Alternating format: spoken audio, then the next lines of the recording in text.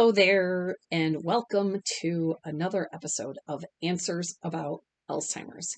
I just can't believe it's been over 2 years now since I've been doing these videos, and I just absolutely love being here for you and being a resource for you. The more I work, the more I produce, the more I talk about problems and issues that you guys are having, the more feedback I'm getting, and I really appreciate all of the thanks that you send me. But the truth of the matter is, I'm just the communicator. You guys are the ones that are initiating and doing these tips and strategies with your loved one. You're the one that's actually doing the success. So I actually want to turn that thanks around right back at you. So you know what? Why don't you comment below and say, thanks to myself for doing a great job, because you are doing a great job. One thing I would love for you to do for me, though, is if you would subscribe. I would really super duper appreciate it. Subscribers, it's free to subscribe. And what it does is it will tell YouTube that you enjoy the channel. It will help push it out for other people who we know desperately need this information. And so many people don't know that we exist yet. So please hit the subscribe button. It's right down there. It's free. It's easy. It's so simple. It couldn't be easier. And I would just really appreciate it if you would subscribe. It'll come up in your feed too, so you'll be able to find us easier when we post new content. Today I'm going to talk about a really important topic, and I have a freebie here for you too. So stay until the end. So I give you a freebie, and we're going to talk about something really, really important today. And this is why do they refuse to go to the doctor? How can you get them to go to the doctor? Is it important to get them to the doctor or the neurologist? So this is kind of a hot topic, right? This is something that comes up a lot in my course. It comes up a lot in my lives that I do on TikTok and Instagram. So this is something that a lot of you have mentioned, that this is kind of a big deal. So there's a lot to talk about here, and probably more than we can cover in a short video, but this is really, really common, right? Because people who are showing and exhibiting signs of cognition and memory problems, they don't want to go get a diagnosis of dementia. I mean, would you? Would you want to get a diagnosis of dementia? It's not like you're going to get a lump looked at and then they can maybe remove it, right? And you can solve your problem and get rid of it. You get a diagnosis of dementia, man, that's it, right? There's no surgery, there's no cure, there's no treatments, there's no nothing. So, and the biggest fear of all is, am I going to end up in a nursing home? And am I going to end up in a locked unit? So these are very, very valid fears for people. So why the hell would they want to go get a diagnosis? So the first thing I want to tell you, when you're starting to notice cognitive issues in your loved one or a friend, be very gentle and be very kind, because this is very, very scary territory for anybody. So the first thing I want to tell you is, don't argue with them, right? Don't fight them out on going to the doctor's office, because the more you fight, the more you argue, the farther apart you're going to get. And when we're working with people with dementia, we need to stay close to them, as close as possible, so that we can make sure they're safe and that they're not making poor decisions. So the last thing you want to do is start alienating yourself from your loved one, because you're pressing this point and they're resisting. So that's the number one thing I want to tell you is, stop arguing about this doctor's appointment. Stop arguing about getting a diagnosis. Are there good reasons for getting a diagnosis? Absolutely. Absolutely. But is it 100% necessary? Maybe not. Maybe not. I mean, what's the outcome? They're going to send you for testing. They might prescribe some medications, but they're not going to heal you. They're not going to cure you. And eventually you will get them to that doctor's appointment. So stop pushing so hard. Back off a little bit. Make it more that you're concerned, right? Make it more about you're concerned about yourself. So don't mention that the appointment is about memory problems or memory issues. Or if you're going to, then say it's to see how we can help improve the memory, right? Not get a diagnosis of dementia.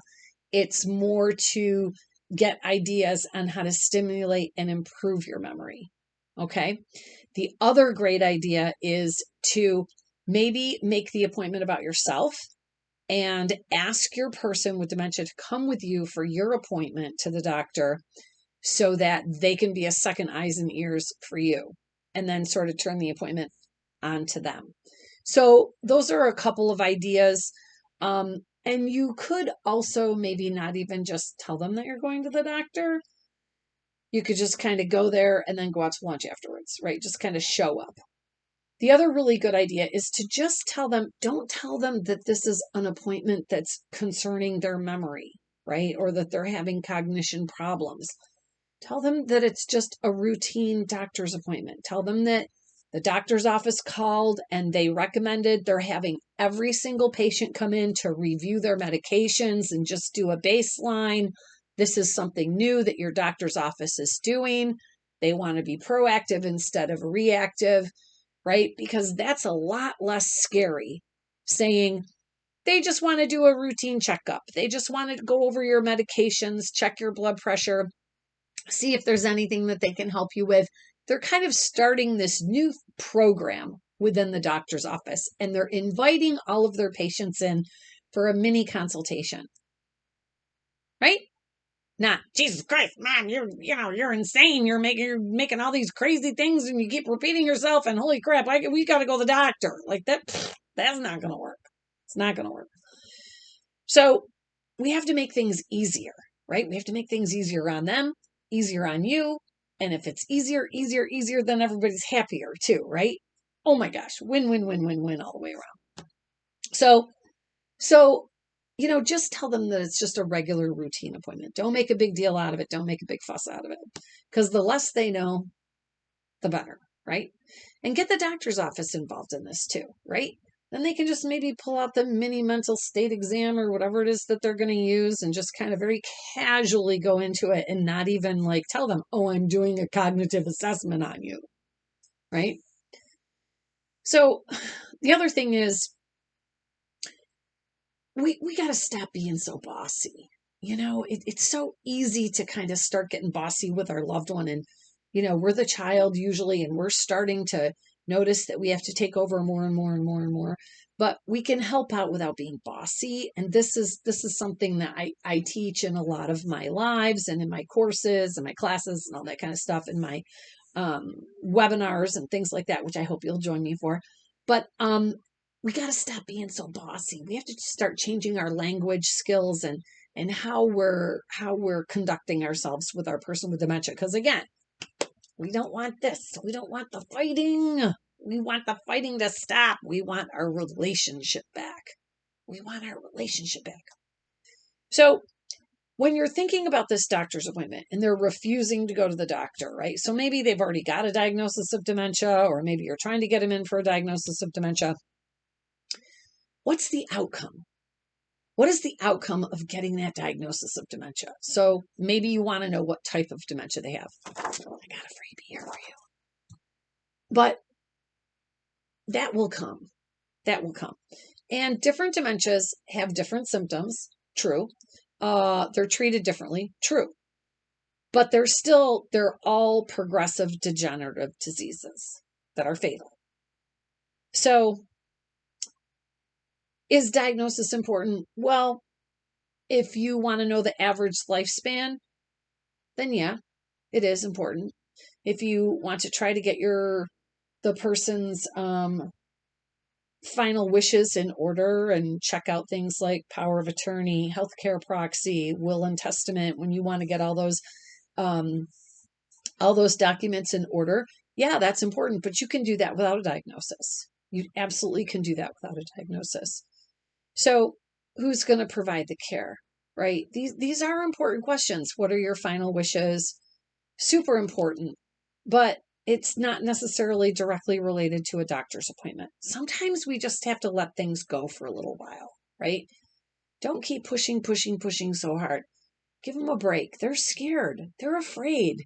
They're stressed out. They might have anxiety and depression about this.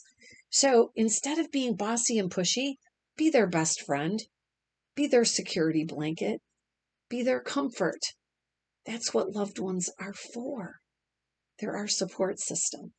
So try to be more supportive rather than bossy. And I know you can do it. I know you can do it. And if you're still struggling, you can call me. You can book a call. We can do a one-on-one. We can get there. We can get there. I can help you. So I have a freebie for you.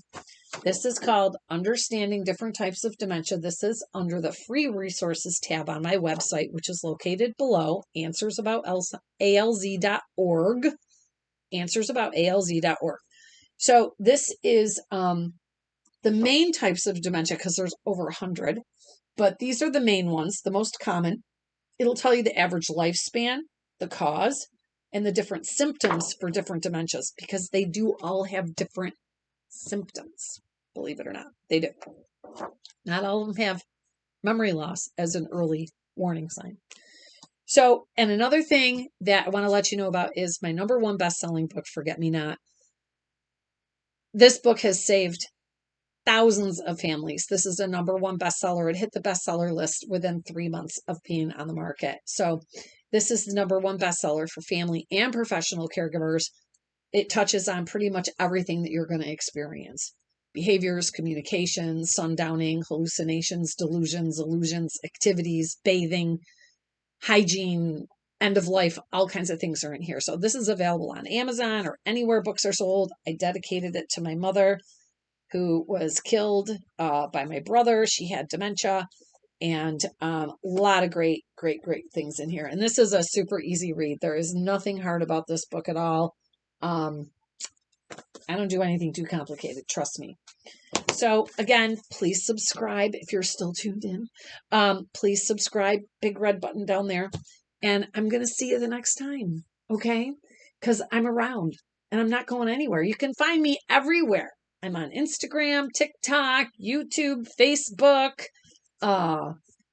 Where else am I? I'm all over the place. So hit the subscribe button and I'll see you next time. Thanks for joining me. You got this.